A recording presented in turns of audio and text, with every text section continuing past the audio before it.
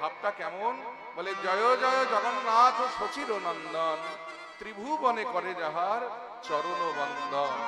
সেই সচি জগন্নাথ সত আমার শ্রী চৈতন্য মহাপ্রভুর চরণ বন্দনা গোটা ত্রিভুবন জুড়ে করছে। তাই বলছে শুনেছি পুরাবেতে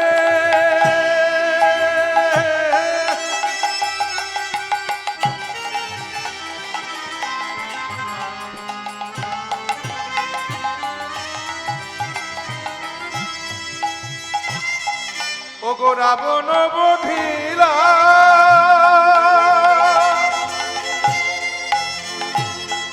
আবার গোলকের গোপত প্রেম প্রকাশ করিলা। আহা শুনেছি পুরো বেদে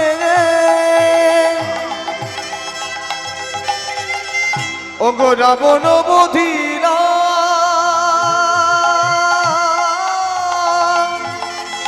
গোলকের গোপত প্রেম প্রকাশ করিলা।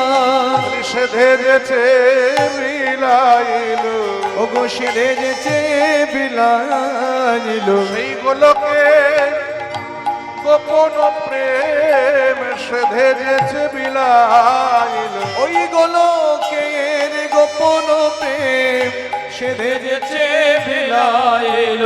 সেই গোলকের গোপন প্রেম জীবের হাতে ধরে আর পায়ে পড়ে। ওই গোলকের গোপন প্রেম হাত ধরে আর পায়ে পড়ে। গোপনের গোপন প্রেম হাতে ধরে আর পায়ে পড়ে। গোলকের গোপন প্রেম হাতে ধরে আর পায়ে পড়ে। গোলকের গোপন প্রেম সেধে যেছে বিলাইল।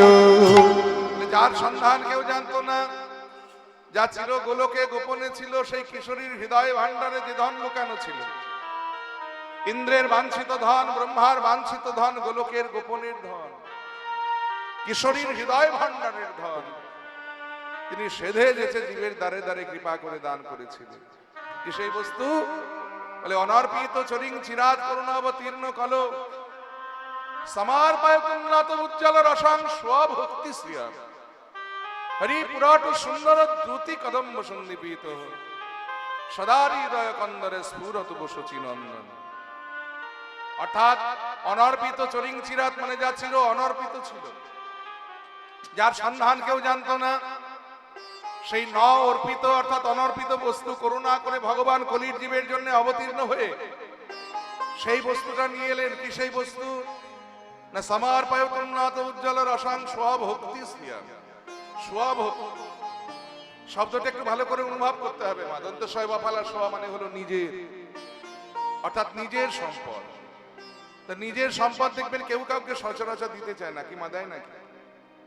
আপনাদের লক্ষ লক্ষ টাকা থাকতে পারে, বিঘে বিঘে সম্পত্তি থাকতে পারে, দামি দামি গাড়ি থাকতে পারে, আপনি লোককে দিয়ে দেবেন? তেমনি ভগবান কৃষ্ণের একটা স্বভাব আছে, কি জানেন?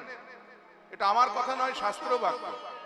বলে শাস্ত্রে বলা হলো যে কৃষ্ণ যদি ফিরে কবু ভক্তি মুক্তি দিয়া, ভক্তি নয় ভক্তি, ভয়ের অস্বীকার কয়তয়ের অস্বীকার, ভক্তি মানে হলো ভোগ আর মুক্তি মানে হলো মোক্ষ। বলে কৃষ্ণ যদি ফিরে কবু ভক্তি মুক্তি দিয়া, প্রেম কবু নাহি দেন রাখেন লুকাই।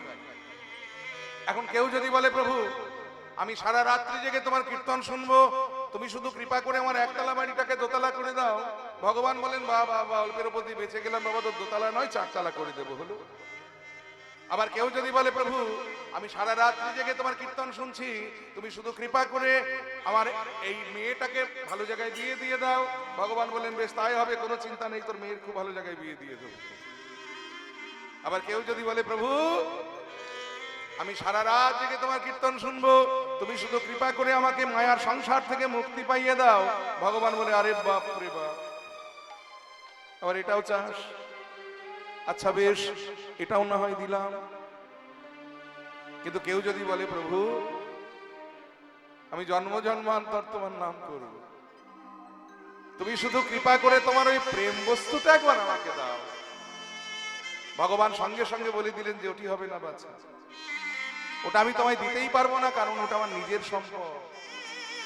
আর ওটা আমি তুলে রেখে দিয়েছি আমার নিজের মানুষের জন্য। আমার নিজের মানুষ কারা? না, যারা হলেন বৃন্দাবনের ব্রজ গোপীগণ, যারা সর্বস্ব পরিত্যাগ করে আমার সুখকে নিজের সুখ করেছে। আমি কেবলমাত্র আমার নিজের সম্পদটুকু তাদের জন্য তুলে রেখে দিয়েছি, ওটা তোমায় দিতে পারবো না।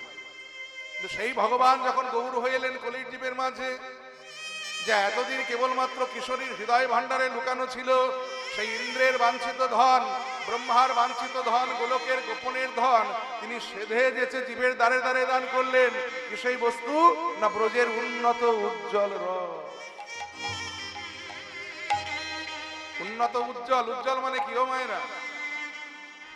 উজ্জ্বল মানে চকচকে। তাহলে উন্নত ধরনের চকচকে রস, কি বিদঘুটে বাংলা হয়ে যাচ্ছে দেখুন। বলে রস আবার কখনো চকচক করে না। এই যে দেখুন না, হিরে, চুনি, পান্না, মতি, প্রবাল, দামি দামি রত্ন যদি এক জায়গায় একসঙ্গে রাখা যায়, কোনটা বেশি চকচক করবে? হিরে। এর জন্য বাজারে দেখবেন হীরের মূল্যটা সবচাইতে বেশি। তাহলে রত্নের মধ্যে যেটা সবচাইতে মূল্যবান, সেটা যেমন চকচক করে, তেমনি রসের মধ্যেও যেটা সবচাইতে উৎকৃষ্ট, সেটাই তো চকচক করবে বাবা। তাহলে বৃন্দাবনে মুখ্য রস কটি? না, 5টি। কি কি? শান্ত, দাস্য, সখ্য, বাৎসল্য, মধু। শান্ত রস মানে ওই যে সাধু সন্ন্যাসী, ত্যাগীগণ, যোগীগণ, ঋষিগণ, তারা দিনরাত পাহাড়ের গুহাতে বসে বসে পরমেশ্বরকে চিন্তা করছে, আর নয়ন মুজে তারা কেবলই বলছে হরি ও।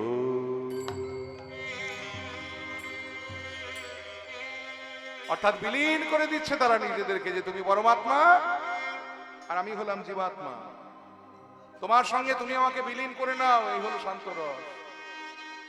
আবার কেউ যদি ভাবে সে আমার প্রভু আর জন্মে জন্মে আমি তার চরণের দাস, সে হলো দাস্যরসের ভক্ত। আবার কেউ যদি ভাবে আমি অর্জুনের মতো ভগবানের বন্ধু হব, আমি শ্রীরাম, সুবল, সুদামার মতো ভগবানের সখা হব, সে হলো সখ্যরসের ভক্ত। আবার কেউ যদি ভাবে আমি নন্দরাজার মতো কৃষ্ণের বাবা হব, আমি যশোদার মতো কৃষ্ণের মা হব, সে হলো বাৎসল্য রসের ভক্ত। আবার দেখুন, কেউ যদি ভাবে যে সে আমার প্রিয়তম আর আমি হলাম তার প্রিয়তমা, এই হলো মধুর রস। আর এই মধুর রসটা এমনই রস যে প্রিয়তমার মাথার চুল থেকে একেবারে পায়ের নখ পর্যন্ত প্রিয়তমের সেবাতে লাগে। এই দেখুন, রাধারানী কি রঙের শাড়ি পরলে কৃষ্ণ খুশি হবেন? রাধারানী কিন্তু সেই রঙের শাড়িটাই পরতেন। রাধারানী কেমন করে চুল বাঁধলে কৃষ্ণ খুশি হবেন? রাধারানী কিন্তু সেইভাবেই চুলটা বাঁধতেন। রাধারানী চুলে কি রঙের ফুল গুজলে কৃষ্ণ খুশি হবেন? রাধারানী কিন্তু সেই ফুলটাই গুজতেন। তাহলে মধুর রস এমনই একটা রস যে প্রিয়তমার মাথার চুল থেকে একেবারে পায়ের নখ পর্যন্ত প্রিয়তমের সেবাতে লাগে। আর রসের মধ্যে যেটা সবচেয়ে মূল্যবান, সেটাই তো চকচক করবে। তাহলে বৃন্দাবনে মুখ্য রস কটি? না, 5টি। কি কি? শান্ত, দাস্য, সখ্য, বাৎসল্য, মধুর। আর এই 5টি রসের মধ্যে সবচাইতে উন্নত উজ্জ্বল রস হলো এই মধুর রস, যেটা দেবার জন্য ভগবান গোলক থেকে এলেন ভূলোকে। হরি বল। তাহলে একদিকে দুষ্টের দমন, অপরদিকে প্রেম দিয়ে জগৎকে পরিপূর্ণ করা। এই যে গৌর আবির্ভাবের কারণ, বলে শুনেছি পুরাবেতে রাবণ বধিলা এবং গোলকের গোপত প্রেম এবে প্রকাশিলা। কারণ গীতাতেই ভগবান বলেছেন যদা যদা হি ধর্মস্য গ্লানি ভবতু ভারত অভ্যুত্থানম অধর্মস্য তদাত্মনং সৃজাম্যহম পরিত্রাণায় সাধূনাং বিনাশায় চ দুষ্কৃতং ধর্ম সংস্থাপনার্থায় সম্ভবামি যুগে যুগে। যখন যখন ধর্ম অধর্মে পরিণত হয়, ঠিক তখনই ধর্মকে অধর্মকে সমূলে উৎপাটন করে পুনরায় ধর্মরাজ্য স্থাপন করতে, সাধুদের পরিত্রাণ করতে, পাপীদের উদ্ধার করতে আমি যুগে যুগে অবতীর্ণ হই। তাহলে দেখুন, তাহলে একদিকে তিনি যেমন পাপী উদ্ধার করবার জন্য, দুষ্টের দমন করবার জন্য তিনি অস্ত্র ধারণ করেছেন, তিনি যুদ্ধ করেছেন, তেমনি আবার রাধার প্রেম ধন দান করবার জন্য কলিযুগে জীবের হাতে ধরে পায়ে পড়ে কেঁদেছেন। শুধু তাই নয়, ওই কলিযুগে এসে তিনি কি করলেন? রাধা প্রেমে এবে হলো আহা গোড়ায় রাধা প্রেম এবে হলো আমারে গোটা অবতার। উনি রাধা রানীর প্রেম ভাবে এবে গোড়ায় অবতার। ওই রাধা রানীর প্রেমে ভাবে গোটা অবতার। হরিনাম মহামন্ত্র করিলেন প্রচার। ওই ঘটি নাম মহামন্ত্র করিলেন প্রচার। বলি সেধে যেছে নাম বিলাইলে, সেধে যেছে নাম বিলাইলে। জীবের হাতে ধরে যার পায়ে পড়ে সেধে যেছে নাম বিলাইলে। জীবের হাতে ধরে যান পায়ে পড়ে আহা ধুলায় গড়া গড়ি। জীবের হাতে ধরে যান পায়ে পড়ে আহা ধুলায় গড়া গড়ি। জীবের হাতে ধরে আর পায়ে পড়ে ধুলায় গড়া হরি হাতে ধরে আর পায়ে পড়ে ধুলায় গড়া গড়ি দি ওই হাতে ধরে আর পায়ে পড়ে সেতে যেছে নাম বিলাইলে। বাসুদেব ঘোষে কহে করি জোড়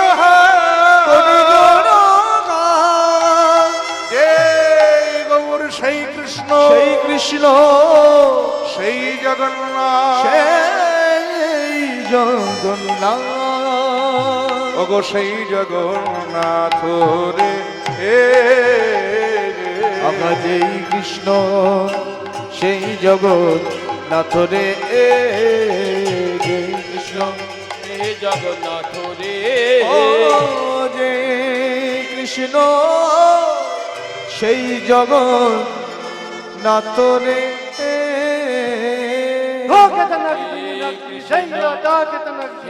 জগন্নাথ রে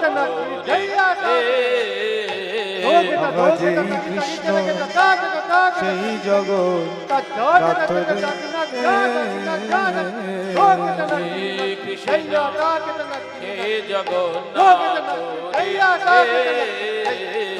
যেই কৃষ্ণ সেই জগন্নাথ রে ও যে কৃষ্ণ সেই জগন্নাথ রে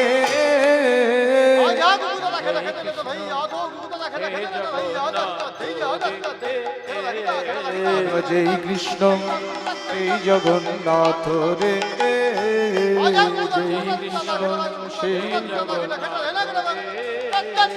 যেই কৃষ্ণ সেই জগন্নাথ রে ও রে কৃষ্ণ সেই জগন্নাথ রে ও যে কৃষ্ণ সেই জগন্নাথ রে জয় কৃষ্ণ হে জগন্নাথ রে জয় কৃষ্ণ সেই জগন্নাথ রে জয় কৃষ্ণ হে জগন্নাথ রে জয় কৃষ্ণ সেই জগন্নাথ জগন্নাথ রে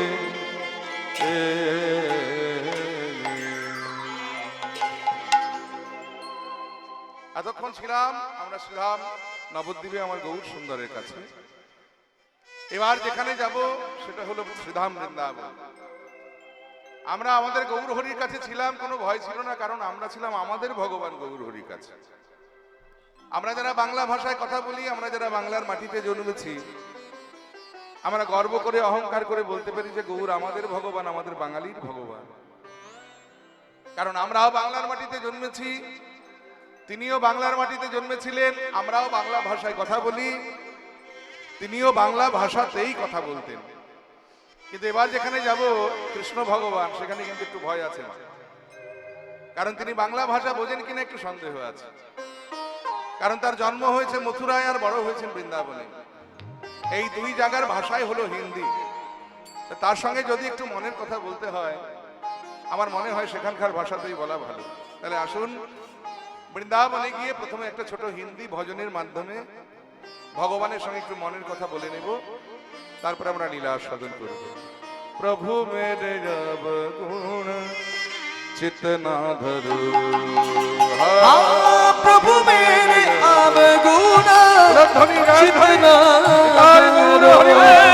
प्रभु मेरे जमगन जितना दर प्रभु मेरे अवगुण चित ना धरो। प्रभु जी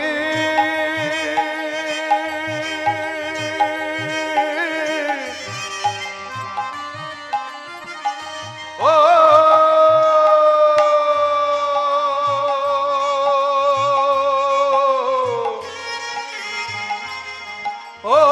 प्रभु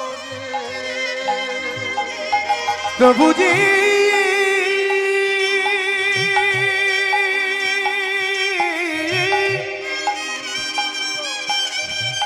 ओ प्रभु जी प्रभु जी ओ प्रभु जी ओ प्रभु जी प्रभु जी ओ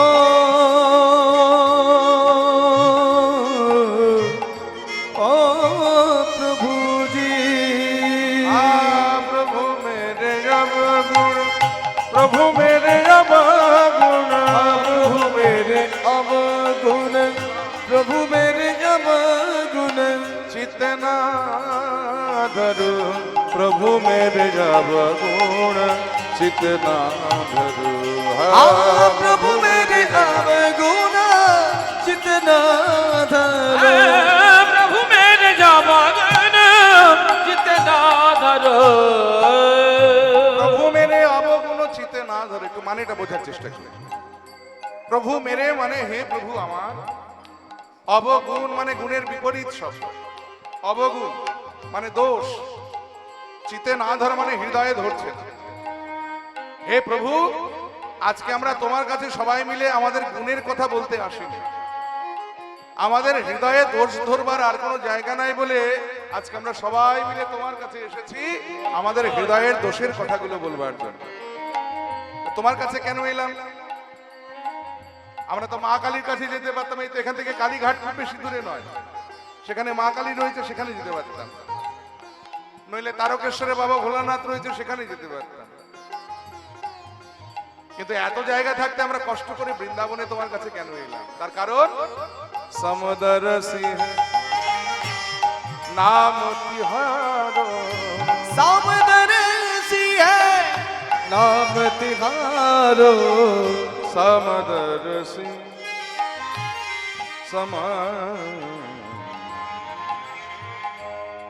दरसी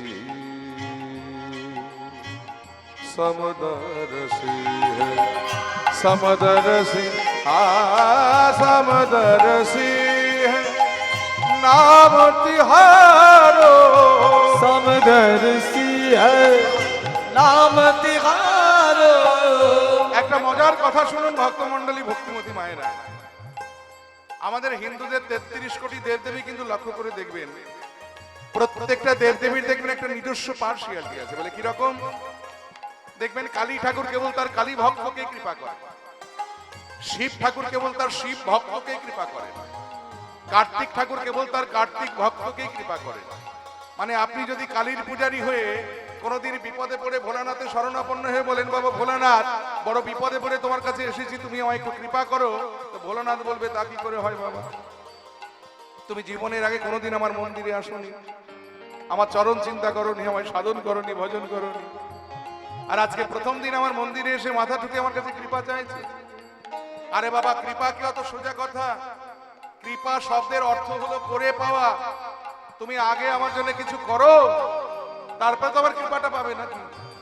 তো তোমায় একটা ভালো বুদ্ধি দিই, শোন, তুমি এতকাল তো মা কালীকে পুজো করেছো, তা কৃপা যদি চাইতে হয় তুমি গিয়ে মা কালীর কাছে কৃপা চাও, আমি তোমায় কৃপা করতে পারবো না। তাহলে দেখুন প্রত্যেকটা দেবদেবী পার্টিকুলার তার নিজের ভক্তকে কৃপা করেন, কিন্তু আমার কৃষ্ণের কাছে কোনো পার্সিয়ালিটি নেই।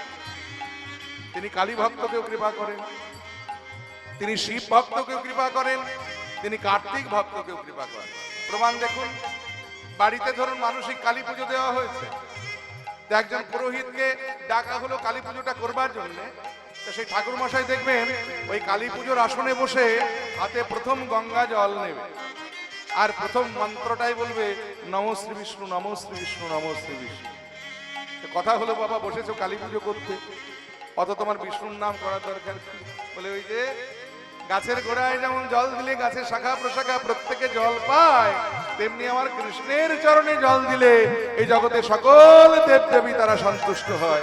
নিতাই গৌর হরিবোল হরিবোল। সমুদর সিং নাম তিহারো, सावधान सीखे नाम तिहारो, चाहे तू पार करो चितना धरो। हाँ प्रभु मेरे अवगुणा चितना धरो, प्रभु मेरे जावागन जितना धरो। তাহলে প্রভু তুমি সমদর্শী, তোমার কাছে কোনো বিচার না, তুমি সকলকে সমান কৃপা করো বলে আজকে আমরা সবাই মিলে তোমার কাছে এসেছি। তা তুমি কেমন সমদর্শী আমরা একটু উদাহরণ দিয়ে বোঝার চেষ্টা করি। এই জগৎ মাঝে যেমন কিনা প্রভুজি এক লোহা পূজা মে রাখত, একটি লোহার কাটারি এই পূজার ঘরে যেমন রাখা হয় ফল কাটবার জন্য, তেমনি আরেকটি লোহার কাটারি বাজারে মাংসের দোকানে রাখা হয় মাংস কাটবার জন্য। দুটোই কিন্তু লোহার কাটারি মা, একটা দিয়ে মন্দিরে পুজোর ফল কাটা হয়, আর একটা দিয়ে বাজারে মাংসের দোকানে মাংস কাটা হয়। এই দুটো লোহার কাটারিকে আপনি যদি কোনোদিন কৃপা করে পরশ পাথরের কাছে নিয়ে যান, পরশ পাথর যা কিনা লোহাকে পরশ করলে লোহা সোনা হয়ে যায়, সেই পরশ পাথর কি বলবে যেটাই পুজোর ফল কেটেছে বলে আমি শুধু এটাকে সোনা করব, ওটাই মাংস কেটেছে বলে ওটাকে সোনা করব না। দেখুন সমদর্শী কাকে বলে। নিতাই গৌর হরিবোল হরিবোল হরিবোল। এক লোহা पूजा में राखत एक रहत बैठे घर पर पारस के मन दीधना होता है परस के मन दीधना होता है दोनों के कंचन करे राम प्रभु मेरे जब गुण चितना धरो हाँ प्रभु मेरे अवगुणा जितना धरो प्रभु मेरे जावागन जितना धरो हाँ प्रभु मेरे अवगुणा जितना धरो বাবা বাবা তুমি দারুণ উদাহরণ দিলে বাবা। এমন উদাহরণ দিয়েছো যা পৃথিবীতে কেউ চোখেই দেখে। পরশ পাথর কেউ দেখেছো মায়েরা? পরশ পাথর কেউ চোখে দেখেছো? বলে না বাবা, গল্পে শুনেছি।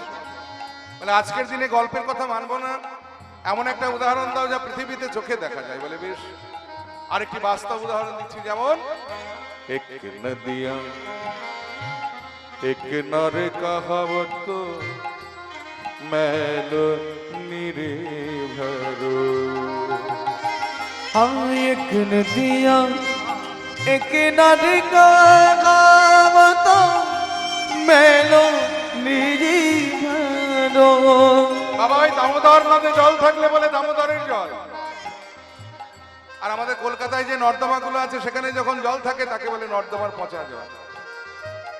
কিন্তু মজার কথাটা কোথায় জানেন? ওই দামোদরের জলটা বয়ে গিয়ে যখন গঙ্গার জলে পড়ে তখন কি কেউ তাকে আর দামোদরের জল বলে গো? ভাই নর্দমার পচা নোংরা জলগুলো যখন ড্রেন দিয়ে বয়ে গিয়ে গঙ্গার জলে মেশে তখন সেটাও হয়ে যায় গঙ্গা জল। হে প্রভু, তোমার এই কীর্তনের আসরটা তেমন গঙ্গা স্বরূপ। শুধু তাই নয়, তোমার চরণ দুখানীয় গঙ্গা স্বরূপ। এখানে সাধু এসে কৃপা পায়, আবার অসাধু কৃপা পায়।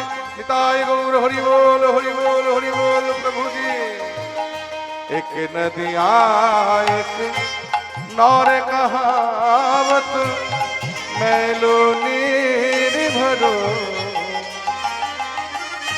दोनों मिलत जब एक बरन है दोनों मिलत जब एक बारन है सुर सुरी नाम भजो एक जीव एक ब्रह्म हो कहावत सूरदास जगरो।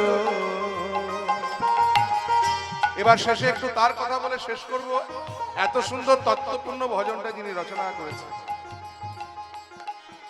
যার নাম হলো ভক্ত কবি সুরদাস। জীবনে যিনি 33,000-এরও বেশি ভজন রচনা করেছেন, তার মধ্যে একটা শোনালেন। এই কৃষ্ণের গান লিখে যিনি কৃষ্ণকে পেয়েছিলেন, কত বড় ভক্ত দেখুন। বৃন্দাবনে যদি কখনো যান আপনারা, তো গিয়ে দেখে আসবেন চন্দ্র সরোবরে এখনো তার সমাধিটা বিদ্যমান, যেখানে বসে তিনি ভগবানকে গান শোনাতেন। অন্ধ ছিলেন, চোখে দেখতে পারতেন না, স্বয়ং ভগবান নেমে আসতেন তার শ্রীকণ্ঠে গান শুনবার জন্য। এই অন্ধ সুরদাস একদিন পথে হাঁটতে হাঁটতে একটা গভীর কুয়ার মধ্যে পড়ে গিয়েছিলেন। 5 দিনের দিন স্বয়ং ভগবান এসে তাকে উদ্ধার করে তীরে তুলে দিয়ে ভগবান তার কৃপা দৃষ্টি দিয়ে সুরদাসের নয়নের দৃষ্টিশক্তিটা ফিরিয়ে দিয়েছিলেন। আর সুরদাস নয়নের দৃষ্টিশক্তি ফিরে পেয়ে ভগবানের মাধুর্য মণ্ডিত রূপ দর্শন করে বলেছিলেন, প্রভু জীবনে তো কোনোদিন তোমার কাছে কিছু চাইনি, কিন্তু আজকে যদি কিছু চাই তুমি কথা দাও আমায় ফিরিয়ে দেবে না। ভগবান বললে, সুরদাস তুমি আমায় এত মিষ্টি মিষ্টি গান শোনাও, আর তুমি চাইবে আমি দেব না, এটা হতে পারে? বলো তুমি কি চাও? পৃথিবীর যে কোনো সুখ, যে কোনো সম্পদ আমি এই মুহূর্তে তোমায় দিয়ে দিতে পারি। সুরদাস বলেছিলেন, প্রভু আমার সুখ সম্পদ চাই না, তুমি শুধু কৃপা করে যে নয়নের দৃষ্টিটা আমায় ফিরিয়ে দিয়েছো, সেই নয়ন দুটোকে আবার অন্ধ করে দাও। ভগবান চমকে উঠলেন, বলছো কি সুরদাস, তুমি নয়নের দৃষ্টি চাও না, জগতের সৌন্দর্য দেখতে চাও না? সুরদাস বলেছিলেন, না প্রভু, যে নয়নের দৃষ্টি পেয়ে আমি প্রথম তোমার মাধুর্য মণ্ডিত রূপ দর্শন করেছি, সেই নয়নে আমি জগতের আর কিছু দেখতে চাই না, তুমি দয়া করে আমাকে আবার অন্ধ করে দাও। এই সুরদাসের কথা রাখতে ভগবান আবার সুরদাসকে অন্ধ করে দিয়েছিলেন। সেই সুরদাসের লেখা এই বিখ্যাত ভজনখানি। তিনি বললেন, এক জীব এক ব্রহ্ম হো কহাবত सूरदास जगरो अज्ञानियों से भेद करत है, অজ্ঞানিयों से भेद करत है। हे प्रभु যারা অজ্ঞানী তারা সাধু অসাধু বিচার করে, কিন্তু তুমি তো জ্ঞানী, তুমি কোনো বিচার করো না। তুমি গাছে ফল রেখেছো, যা সাধুতেও খায় অসাধুতেও খায়, আবার নদীতেও জল রেখেছো, যা সাধুতেও খায় অসাধুতেও খায়।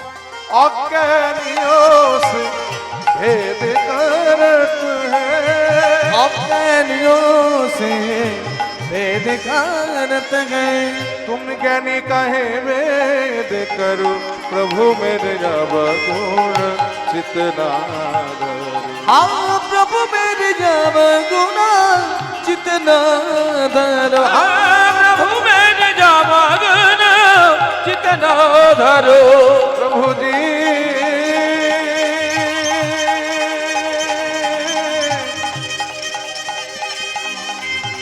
ओ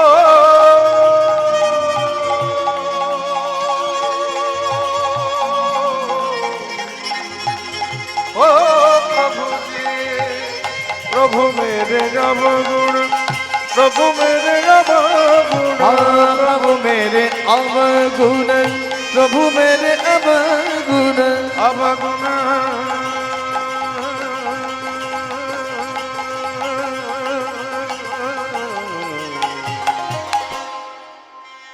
प्रभु मेरे अवगुण, प्रभु मेरे अवगुण, प्रभु मेरे अवगुण, प्रभु मेरे अवगुण, प्रभु मेरे अवगुण, हाँ प्रभु मेरे अवगुण, प्रभु मेरे अवगुण, चितना धरो, प्रभु मेरे अवगुण, प्रभु मेरे अवगुण, प्रभु मेरे अवगुण, चितना धरो। মধুময় শ্রীধাম বৃন্দাবন। তাহলে একটা হিন্দি ভজনের মাধ্যমে আমরা ভগবানের সঙ্গে একটু মনের কথা বলে নিলাম, আস্বাদন করছি কৃষ্ণ সখা সুদামার কথা।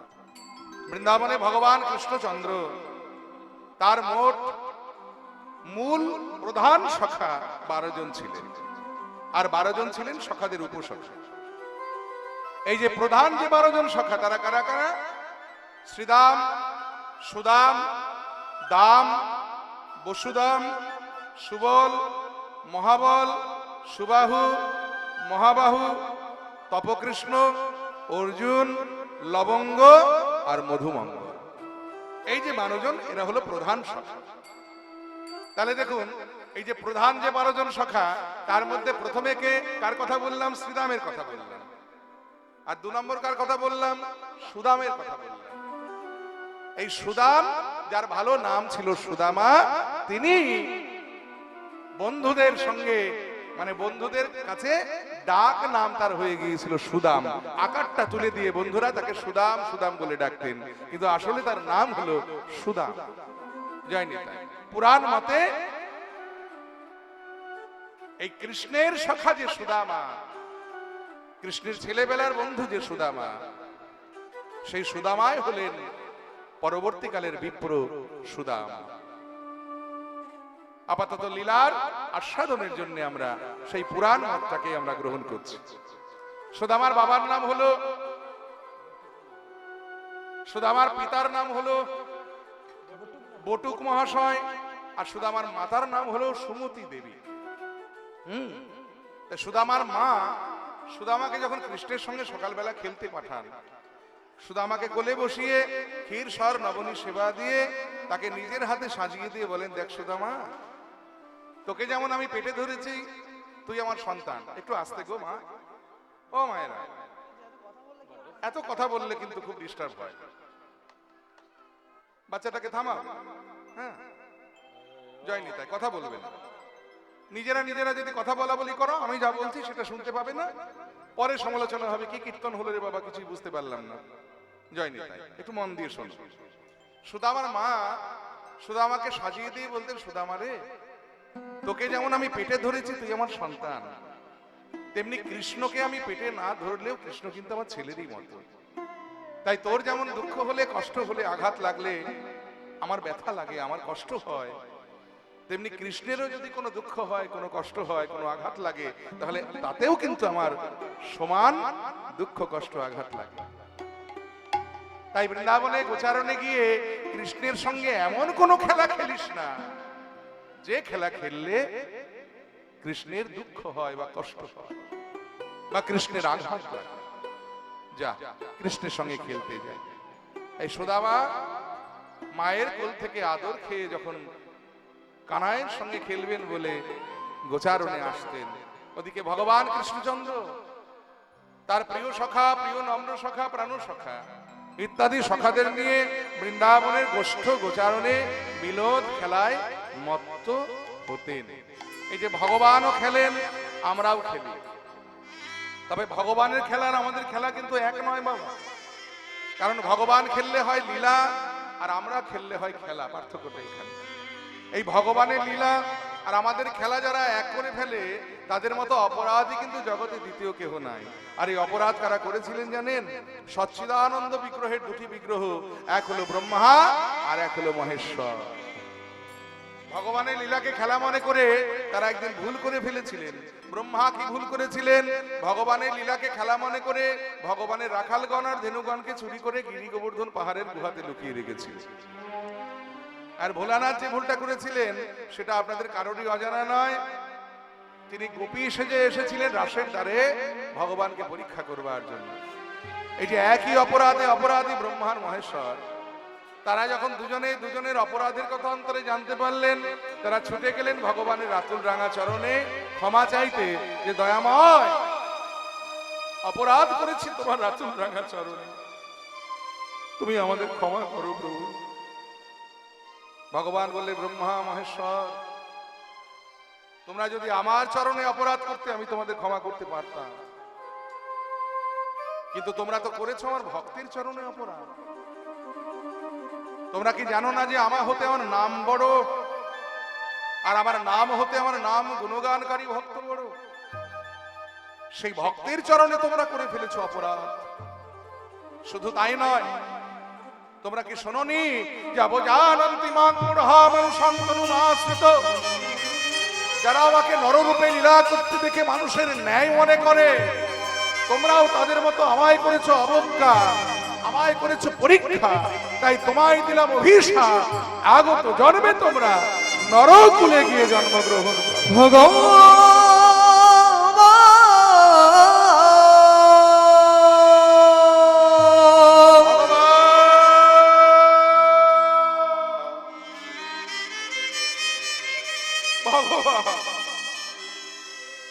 ভগবান স্বয়ং সৃষ্টিকর্তা ব্রহ্মা আর স্বয়ং দেবাদিদেব মহাদেব, আজ আমরা দুজনে এসেছিলাম তোমার চরণে ক্ষমা চাইতে, কিন্তু উল্টে পেলাম অভিশাপ। দাও ঠাকুর দাও, তুমি আমাদের অভিশাপ দাও, তাতে আমাদের দুঃখ না।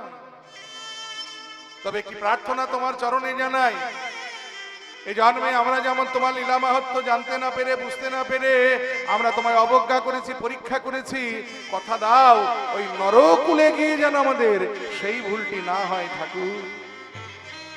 আমরা যেন নরকুলে গিয়ে তোমার লীলা মাহাত্ম্য জানতে পারি, বুঝতে পারি। তুমি দয়া করো, তুমি কৃপা করো। ভগবান হাসতে হাসতে বললে, ব্রহ্মা মহেশ্বর, আমি এতদিন জানতাম যে তোমরা বড় বোকা, কিন্তু আজকে দেখলাম যে তোমরা বড়ই চালাক। তোমরা নরকুলে গিয়ে আমার লীলা মাহাত্ম্য জানতে বুঝতে চাইছো, কিন্তু আমি ছাড়া আমার লীলা মাহাত্ম্য তোমাদের জানাবে, বোঝাবে কে? তাহলে যে আমাকেও তোমাদের সঙ্গে ওই নরকুলে গিয়েই জন্ম নিতে হবে। ঠিক আছে, বাসনা যখন একবার করেছো, আর নাম যখন আমার ভক্তবাঞ্ছা কল্পতরু, আমি কথা দিলাম এই বৃন্দাবন ছেড়ে নদিয়ায় গিয়ে যেদিন আমি গৌরাঙ্গ হব, সেদিন ব্রহ্মা তুমি হবে ব্রহ্ম হরিদাস, আর ভোলানাথ তুমি সেদিন হবে শান্তিপুরের সীতানা। আমার লীলা মাহাত্ম্য সর্বপ্রথম তোমরা জানতে পেরে জগৎকে দান করবে, তবে জগৎ জানবে, তার আগে নয়। তাই ভগবান খেললে হয় লীলা, আর আমরা খেললে হয় খেলা। পার্থক্যটা এখানে। ভগবানের লীলা আর আমাদের খেলা এত সুন্দর পার্থক্য করে গেছেন, সহজ সরল কয়েকটা বাংলা শব্দ দিয়ে। বাংলার একজন বিখ্যাত কবি, তবে তিনি হিন্দু ছিলেন না, মুসলমান কুলে জন্মেছিলেন, যার নাম ছিল কাজী নজরুল ইসলাম। তিনি ভগবানের লীলা আর আমাদের খেলাকে কত সুন্দর পার্থক্য করে গেছে দেখুন। তিনি বলেন, প্রভু তুমিও খেলছো, আমরাও খেলছি, তবে তোমার খেলার আমাদের খেলা এক নয়। খেলিছ এ বিশ্ব লয়ে বিরাট শিশু, আনমনে খেলিছ প্রলয় সৃষ্টি তব পুতুল খেলা, নিরজনে প্রভু নিরজনে খেলিছ। ভগবান তুমিও খেলছি, আমরাও তুমিও খেলছো, আমরাও খেলছি, তবে তোমার খেলা আর আমাদের খেলা এক নয়। ছেলেবেলায় আমরা মাটি দিয়ে পুতুল গড়ি না, পুতুল খেলি আমরা, দেখবেন মাটি দিয়ে পুতুল গড়ি, পুতুলকে ইচ্ছে মতো সাজাই, তারপরে যেমন খুশি খেলি। খেলা শেষ হয়ে গেলে আবার পুতুল ভেঙে আমরা জলে ভাসিয়ে দিই। তেমনি ভগবানও পুতুল খেলছেন, তবে আমরা মাটির পুতুল নিয়ে খেলি, আর তিনি আমাদের মতো এই রক্ত মাংসের পুতুলগুলো নিয়ে খেলছেন। ইচ্ছে হলেই গড়ছেন, যেমন খুশি সাজাচ্ছেন, মনের মতো যেমন খুশি খেলছেন। যেদিন খেলা শেষ হয়ে যায় সেদিন ভেঙে আবার জলে ভাসিয়ে দিচ্ছেন। তাই আমরা হলাম শিশু, আর তিনি হলেন বিরাট শিশু। কারণ আমরা খেলি সংসার খেলার মাঠে, আর তিনি খেলেন কোথায়? শূন্যে মহা আকাশে তুমি মগ্ন লীলা বিলাসে। শূন্যে মহা আকাশে তুমি মগ্ন লীলা বিলাসে। শূন্যে মহা আকাশে তুমি মগ্ন লীলা বিলাসে হাসিছ খেলিছ তুমি আপন সনে নিরজনে প্রভু নিরজনে খেলিছ এ বিশ্বলোজে বিরাট শিশু আনমনে খেলিছ এ বিশ্বলোকে বিরাট শিশু আনমনে খেলিছ তারকার বিশ্বসী খেলে না তব হে উদাসী পড়িয়া যাচ্ছে রাঙা পায়ের কাছে রাশি রাশি। এই যে লাটিম ঘুরিয়েছিস কোনোদিন? লাটিম ঘুরিয়েছিস? ঘুরাসনি? ঘুড়ি উড়িয়েছিস? এগুলো ছেলেবেলার খুব মাধুর্য মণ্ডিত খেলা।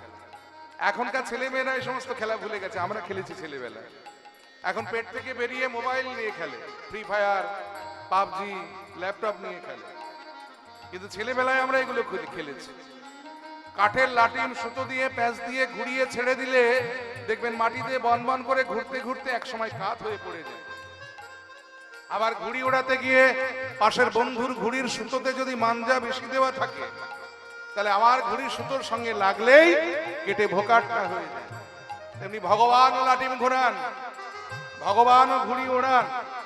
তবে ভগবান যে লাটিমটা ঘুরিয়েছেন সেটা জীবনে একবার ঘুরিয়েছেন, জন্ম জন্মান্তর ধরে ঘুরছে। ভগবান যে ঘুড়িটা উড়িয়েছেন জীবনে একবার উড়িয়েছেন, জন্ম জন্মান্তর ধরে উঠছে। তারা কারা? তারা ওই যে গগনে তারকার বিশ্বসী খেলে না তো হে উদাসী পড়িয়া যাচ্ছে রাঙা পায়ের কাছে রাশি রাশি নিত্য তুমি হে উদাস সদা সুখে দুঃখে অবিকার নিত্য তুমি হে উদাস সদা সুখে দুঃখে অবিকার নিত্য তুমি হে উদার সদা সুখে দুঃখে অবিকার ভাঙিছ গড়িছ নীতি ক্ষণে ক্ষণে নিরজনে প্রভু নিরজনে খেলিছ এ বিশ্বলোকে বিরাট শিশু আনমনে খেলিছ হরি বল উলধ্বনি রাজধানী বিরাট শিশু আনমনে খেলিছ ওই প্রলয় সৃষ্টি তব পুতুল খেলা নিরজনে প্রভু নিরজনে খেলিছ এ বিশ্বলোকে বিরাট শিশু আনমনে খেলিছ খেলিছ খেলিছ খেলিছ খেলিছ তাই ভগবান খেললে হয় লীলা আর আমরা খেললে হয় খেলা, পার্থক্যটা এখানে। তাই ভগবানের লীলা আর আমাদের খেলা কখনো এক নয়। হরি বল। শ্রীকৃষ্ণের যতেক খেলা সর্বোত্তম নরলীলা। নর গোপ হয় যাহার স্বরূপ গোপবেশ বেনুকর নব কৈশোর নটবর নরলীলা হয় যাহার অনুরূপ। আজও খেলছেন ভগবান শ্রী যমুনার তীর আলো করে সখাদের সঙ্গে নিয়ে ভগবান বিনোদ খেলায় মত্ত হয়েছেন। মহাজন লীলার এক পাশে দাঁড়িয়ে ভগবানের সেই খেলা দর্শন করে অমনি তিনি কলম দিলেন ব্রজ রাখা শ্রী যমুনার তীরে আহা তরু তল সুশীতল রে। আসি মিলল দোনো ভাই রে, তরুতল সুশীতল রে। সবে বলে ভালো ভালো, কি খেলা খেলিবে বলো? কানাই রে সবে বলে ভালো ভালো, আজ কি খেলা খেলিবে বলো?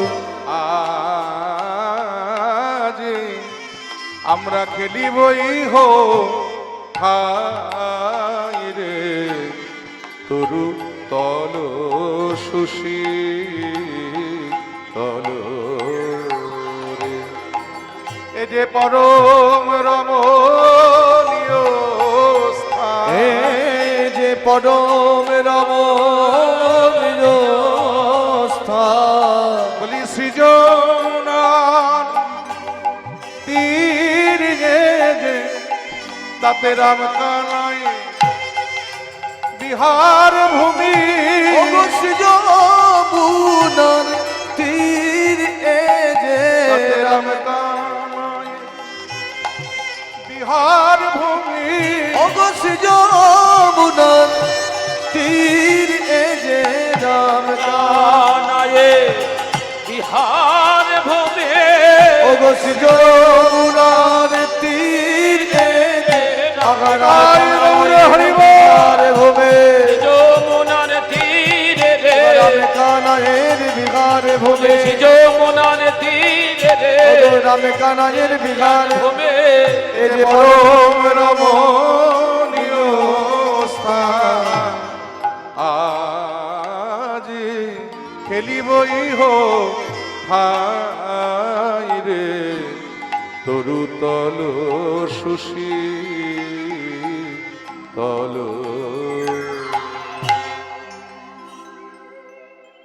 কি হলো গো?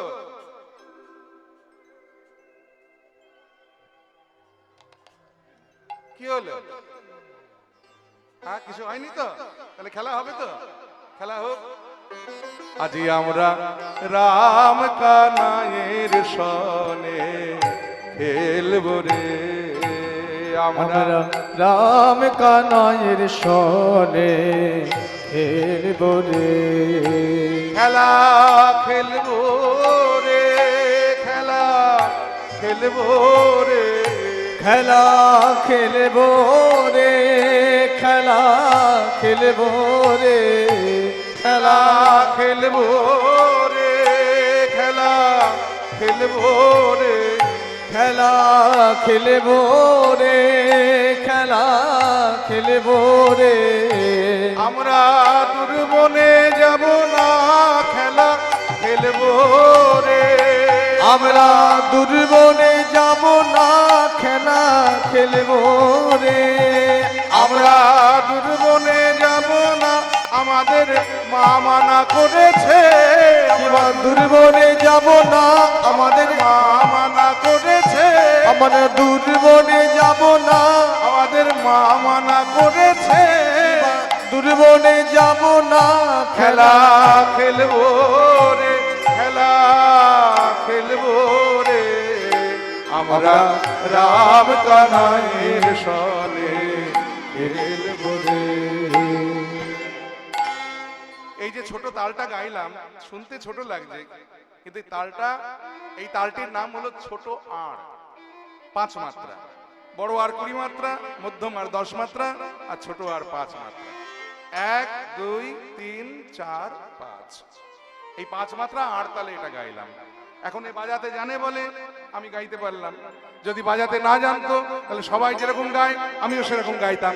আমরা রাম কানাইয়ের সনে খেলবো রে, আমরা রাম কানাইয়ের সনে খেলবো রে, আমরা রাম কানাইয়ের সনে খেলবো রে, আমরা রাম কানাইয়ের সনে খেলবো রে, খেলা খেলবো রে, খেলা খেলবো রে, খেলা খেলবো রে, খেলা খেলবো রে, খেলা খেলবো রে, খেলা খেলবো রে, আমরা দুর্বনে যাব না খেলবো, আমরা দূরবনে যাব না খেলবো রে, আমরা দুর্বনে যাব না, মা মানা করেছে, দূরবনে যাব না, মানা করেছে, দূরবনে যাব না, মানা করেছে, দূরবনে যাব না, মানা করেছে, দূরবনে যাব না, মানা করেছে। খেলা খেলবো রে, খেলা খেলবো রে, আমরা রাম কানাইয়ের সনে খেলবো রে, আমরা রাম কানাইয়ের সনে খেলবো রে।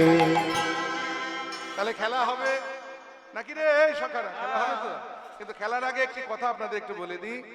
এই যে এত বড় হরিসভা, যদিও আজকে প্রাকৃতিক দুর্যোগে ঝড় বৃষ্টির জন্য হরিসভার কিছুটা ক্ষতি হলেও আপনারা দয়া করে এই রাত্রিবেলায় এই দুর্যোগের মধ্যে বসে আছেন, এটা বড় আনন্দের বিষয়। তো যাই হোক, এই হরিবাসর চালাতে গেলে তো কমিটির একার পক্ষে সম্ভব নয়, কারণ আপনাদের দানই হলো এদের একমাত্র পাথেয়। তাই কমিটির দাদারা বাবারা একটু আপনাদের কাছে যাচ্ছে, আপনারা গোবিন্দ সেবার জন্য যে যা পারবেন কৃপা করে দান করবেন। জানবেন দান কখনো বৃথা যায় না, দান সদা সর্বদা ভগবানের শ্রী চরণে তোলা থাকে। তাই হরি বল, হরি বল। আচ্ছা, আমরা দানও করব, আবার কানে কীর্তনও শুনবো, হ্যাঁ, এটাও করব ওটাও করব। যাই হোক, তাহলে খেলাধুলা হবে নাকি রে?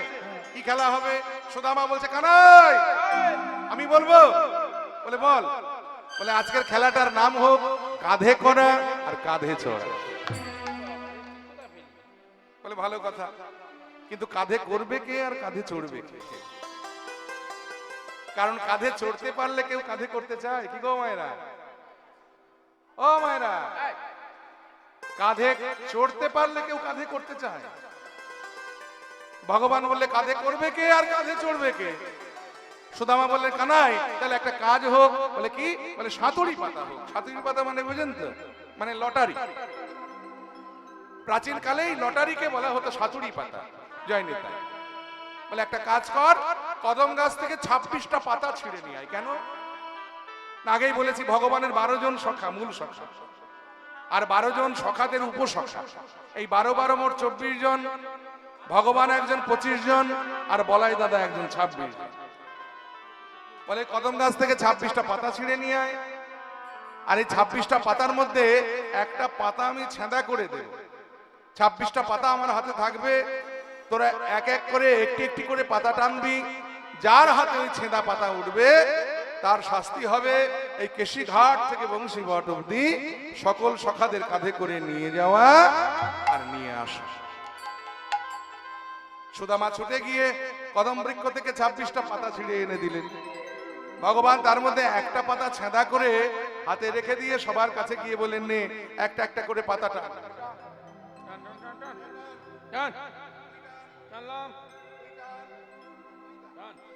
সবার টানা হয়েছে। এবার দেখা দেখি কার হাতে ভালো পাতা দেখে, ছেঁড়া পাতা দেখে। ভালো পাতা, বাহ, তোর হাতে। আর তোরটা ভালো পাতা, তোরটা ভালো পাতা। সবার হাতে যদি ভালো পাতা, তাহলে ছেঁদা পাতাটা গেল কোথায়? হরি বল। সুদামা বলছে কানাই, তুই তো সবার হাতের খবরটা নিলি, তোর নিজের হাতটা একবার দেখা। আসলে ভগবান কি করেছেন? নিজের হাতের খবর না নিয়ে সবার হাতের খবরটা নিচ্ছেন। আসলে ইচ্ছাময় তো তিনি। খেলাতে ইচ্ছে করে হারবেন বলে ওই ছেঁড়া পাতাটা নিজের হাতে রেখে দিয়েছে। কেন জানেন? কারণ ভগবান মনে মনে চিন্তা করলেন, সারা জীবন বৃন্দাবনে অনেক খেলেছি সখাদের সঙ্গে, আর খেলায় প্রত্যেকদিন আমি জিতেছি, ওরা হেরেছে। কিন্তু প্রত্যেকদিন ওরা আমার কাছে খেলায় হেরে গেলেও আবার পরের দিন আমার সাথে খেলতে এসেছে। কারণ নিশ্চয়তা হলে হারের মধ্যে একটা আনন্দ আছে। আমি তো প্রত্যেকদিন জেতার আনন্দটা পেয়েছি, কিন্তু হারের আনন্দটা কি? আজকে আমরা একটু হেরে আমি একটু সেই আনন্দটা উপভোগ করতে চাই। এই বলে ভগবান ইচ্ছে করে খেলায় হারবেন বলে ওই ছেঁদা পাতাটা নিজের হাতে যে রেখেছেন।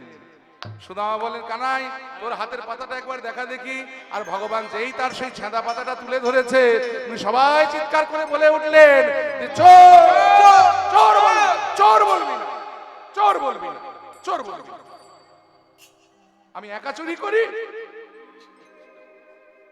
এই যে ননি চুরি করে তোদেরকে ভাগ দিই, তাহলে আমি একা চোর হলাম কি? শোন, চুরি যে করে সেও যতটা অপরাধী, আবার চুরির মালের ভাগ যারা নেয় তারাও কিন্তু সমান অপরাধ। চোর বলবি না, আমাকে খবরদার চোর বলবি না। সুদামা বললেন, ঠিক আছে, চোর না হয় না বললাম, কিন্তু তুই তো হেরে গেছিস, তোকে তো শাস্তি পেতে হবে।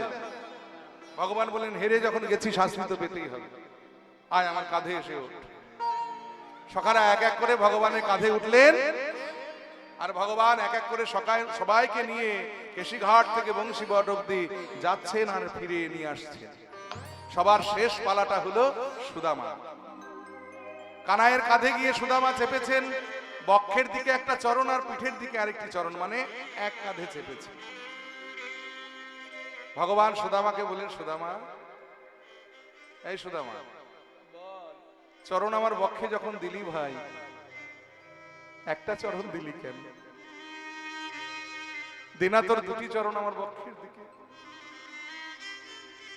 সুদামা যেই দুটি চরণই বক্ষের দিকে বাড়িয়ে দিয়েছে, ভগবান তার দুটি বাহু দিয়ে সুদামার চরণ দুটি বক্ষ মাঝে চেপে ধরে কেশিঘাট থেকে বংশী বটের দিকে অতি দ্রুত বেগে যখন ছুটে যাচ্ছে, অতি দ্রুত বেগে যখন ছুটছে, সুদামা ঘাট থেকে চিৎকার করে ডেকে বলে, কানাই, এই কানাই, এত জোরে জোরে ছুটিস না, এত জোরে ছুটলে আমি যদি তোর কাঁধ থেকে পড়ে যাই। ভগবান বলে, সুদামা রে, একটা কথা কি জানিস, এই জগতে না আমি সহসা কাউকে ধরি না, কিন্তু যদি কেউ একবার আমায় ধরে, আমি তাকে এমন আষ্টে পিষ্টে জড়িয়ে ধরি রে ভাই, যে তার আর পড়ে যাবার কোনো ভয় থাকে না। আমি যে তোকে ধরেছি, তোর পড়ে যাওয়ার কোনো ভয় নেই, তুই চুপটি করে বসে থাক আমার কাঁধে। চলেছে কেশিঘাট থেকে বংশীবট, যেতে যেতে হঠাৎ সুদামার চরণের উপরে দুফোঁটা জল পড়ল। সুদামা চমকে উঠলে, নাকি জল এলো কোত্থেকে? তবে কি গগনে? না না, মেঘ হলে তো বৃষ্টির ফোঁটা আগে আমার মাথায় পড়বে, চরণে কেন? তাহলে কি আমার ভাই কানাই কাঁদছে? বদন অবনত করে সুদামার বদন পানে চেয়ে দেখছে, এই কানাইয়ের বদন পানে সুদামা চেয়ে দেখছে যে নয়নের জলে কানাইয়ের বদন ভেসে যাচ্ছে। সুদামা কানাইয়ের কণ্ঠ জড়িয়ে ধরে বললে, কানাই, আমাকে কাঁধে নিয়ে তোর এত কষ্ট হচ্ছে যে তুই কেঁদে ফেলেছিস? কানাই রে, এই খেলা তো আমি খেলতে চাইনি, যে খেলা খেলতে গিয়ে তোর কষ্ট হয় সে খেলা তো আমি খেলতে চাইনি তোর সাথে। জানিস, প্রত্যেকদিন খেলতে আসার আগে আমার মা আমাকে সাজিয়ে দেয় আর বলে, সুদামা রে, তোকে যেমন আমি পেটে ধরেছি, তুই আমার ছেলে, তেমনি কৃষ্ণকে আমি পেটে না ধরলেও কৃষ্ণ কিন্তু আমার ছেলেরই মতো। তোর যেমন দুঃখ কষ্ট হলে আমার ব্যথা লাগে, তেমনি কৃষ্ণেরও যদি কোনো দুঃখ কষ্ট হয় তাতে কিন্তু আমার ব্যথা লাগে। তাই এমন কোন খেলা তুই কৃষ্ণের সঙ্গে কখনো খেলিস না, যে খেলা খেলতে গিয়ে কৃষ্ণের ব্যথা লাগে। আর আজকে আমি তোকে ব্যথা দিয়ে ফেলেছি, আমি তোকে কষ্ট দিয়ে ফেলেছি, আমায় নামিয়ে দে তোর কাঁধ থেকে, আমি তোর কাঁধে চাপতে চাই না রে ভাই। ভগবান বলে, সুদামা, তুই কি ভাবছিস যে আমি কষ্টে কাঁদছি? না রে, এই জগতে মানুষ দুটো কারণে কাঁদে। এক হলো খুব আনন্দ হলে, আর এক হলো খুব দুঃখ বা কষ্ট হলে। আজকে আমি তোকে কাঁধে নিয়ে কেন কাঁদছি জানিস? বৃন্দাবনে এতদিন তোদের সঙ্গে অনেক খেলা খেলেছি, তোদের কাঁধে অনেক চেপেছি, কাঁধে চাপার আনন্দটা আমি পেয়েছি। কিন্তু ভাইরে, আমার তো জানা ছিল না যে কাঁধে করার আনন্দটা কাঁধে চাপার থেকে অনেক বেশি। তাই আজকে তোদের কাঁধে করে আমার এত আনন্দ হচ্ছে যে সেই আনন্দে আমি কেঁদে ফেলেছি।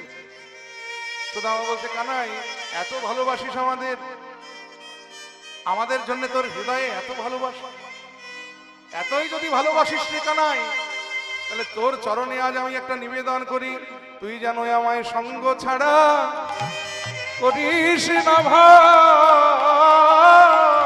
প্রাণী কানাই রে,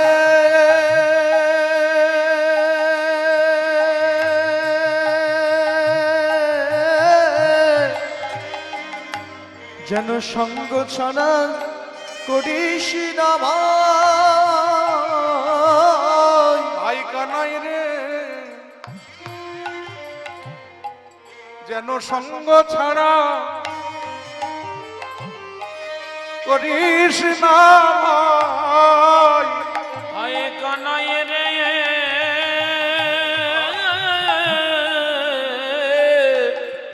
যেন সঙ্গ ছাড়া করিস না ভাই। শুধু এ জন্মে নয়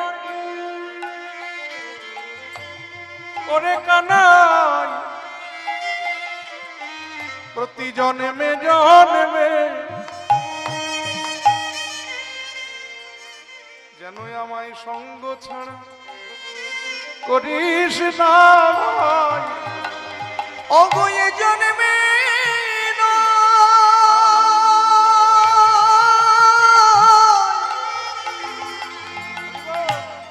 ভাই কানাই রে,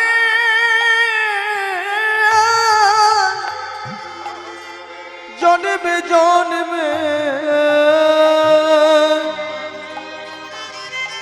কানাই রে, যেন সঙ্গ ছাড়া করিস না ভাই। শুধু এ জন্মে নয় ওরে কানাই,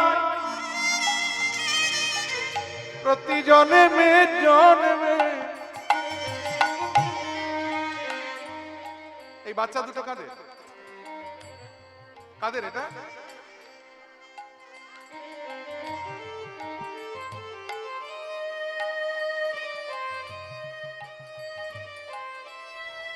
একটু সামলে রাখতে হবে মায়েরা, এরকম করলে হবে কেন?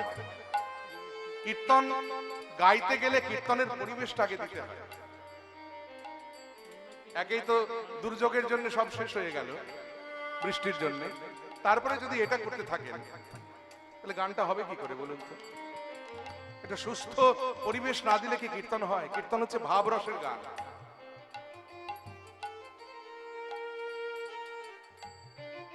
আর আমি হই হুল্লো করে গান করতে পারি না, আমার গানটা একটু এইরকমই, মানে আমি একটু ভাব রসের প্রেমের গান গাইতে একটু ভালোবাসি। সেই শুরু থেকে সর্বক্ষণ এরকম চিৎকার করে যাচ্ছেন আপনারা, একটু শান্ত হন। এই বাচ্চাগুলোকে সামলান। এই ছেলেরা, এই বাচ্চারা, চুপ কর না বাবা তোরা। হ্যাঁ, একটু শান্ত পরিবেশ দিতে হবে, তাহলে কি করে হবে? গানটা গাইব কি করে? হরিবল। যেন সঙ্গ ছাড়া করিস না ভাই, সঙ্গ ছাড়া করিস না ভাই। শুধু এ জন্মে নয় প্রতি জন্মে জন্মে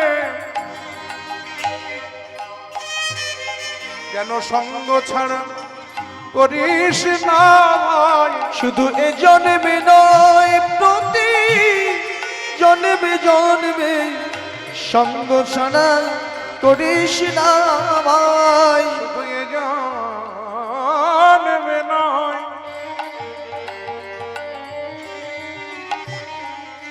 প্রতি জন্মে জন্মে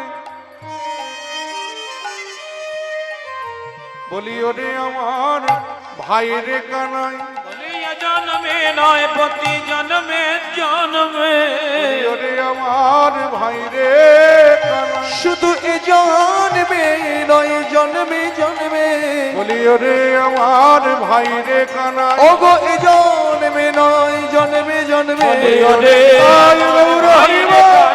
জন্মে নয় জন্মে জন্মে, ওরে আমার ভাই রে কানা, শুধু এ জন্মে নয় জন্মে জন্মে, ওরে আমার ভাই রে কানা, যেন সঙ্গ ছাড়া করিস না আমায়।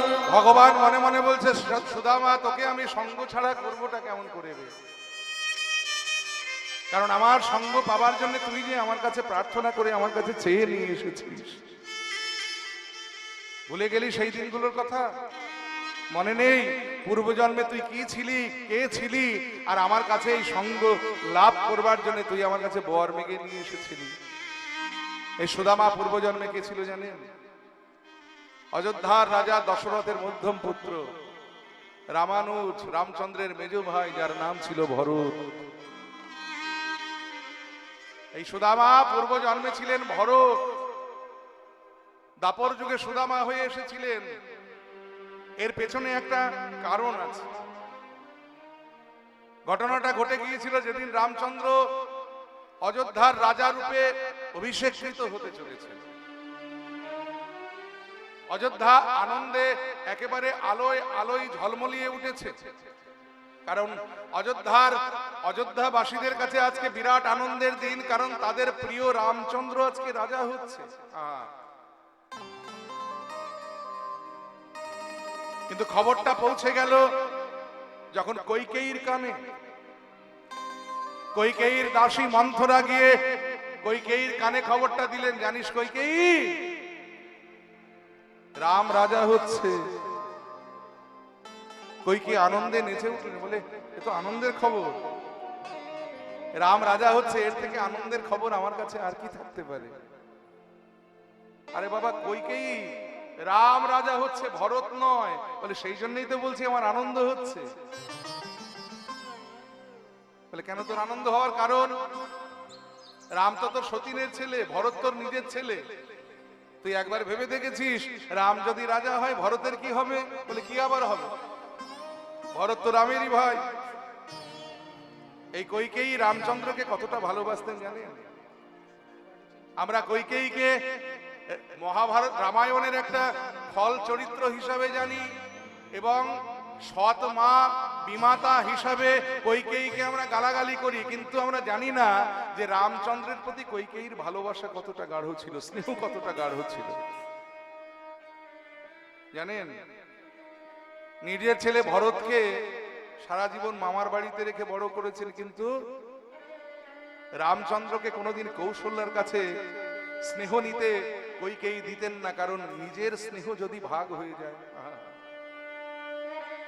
ছেলেবেলা থেকে রামচন্দ্রকে কোলে পিঠে করে স্নেহ দিয়ে, ভালোবাসা দিয়ে, বাৎসল্য প্রেম দিয়ে কৈকেয়ী বড় করেছে। কৌশল্যা রামের মা হতে পারে, গর্ভধারিণী মা হতে পারে। হয়ে গেছে হয়ে গেছে ও মা, আরে বাবা কত দেবে প্রসাদ, সর্বক্ষণ এই করে যাবে না, বসো চুপ করে, মাথাটা খারাপ করে দিবে।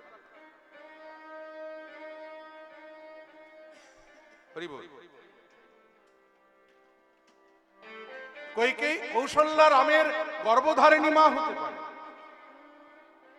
কিন্তু ছেলেবেলা থেকে কোলে পিঠে করে মানুষ করেছেন কিন্তু কৈকেয়ী। রামের প্রতি ভালোবাসায় যদি ভাগ পড়ে যায়, সেই জন্য নিজের ছেলেটাকে মামার বাড়িতে রেখে বড় করেছে। কিন্তু রামকে কৈকেয়ী চোখে হারাতেন। যে মায়ের মনে এত স্নেহ রামচন্দ্রের জন্য, ভেবে দেখুন সেই মায়ের কারণে কিন্তু রামচন্দ্রকে 14 বৎসরের জন্য বনবাসে যেতে হয়েছে। কারণ কি জানেন? কারণ হলো সঙ্গদোষ। এই জন্য বলে সৎসঙ্গ করতে। হরিবল হরিবল হরিবল। কারণ সৎসঙ্গে স্বর্গবাস, আর অসৎসঙ্গে নরক। সাধু সঙ্গ সর্বশাস্ত্রে কয়, লবা মাত্র সাধু সঙ্গ জীবের সর্বসিদ্ধি হয়। কইকেয়ীর এত বাৎসল্য প্রেম, এত ভালোবাসা, এত স্নেহ, কিন্তু মন্থরার মতো একজন কুমন্ত্রণার সঙ্গ করে সেই স্নেহ ভালোবাসা কোথায় যেন উড়ে গেল।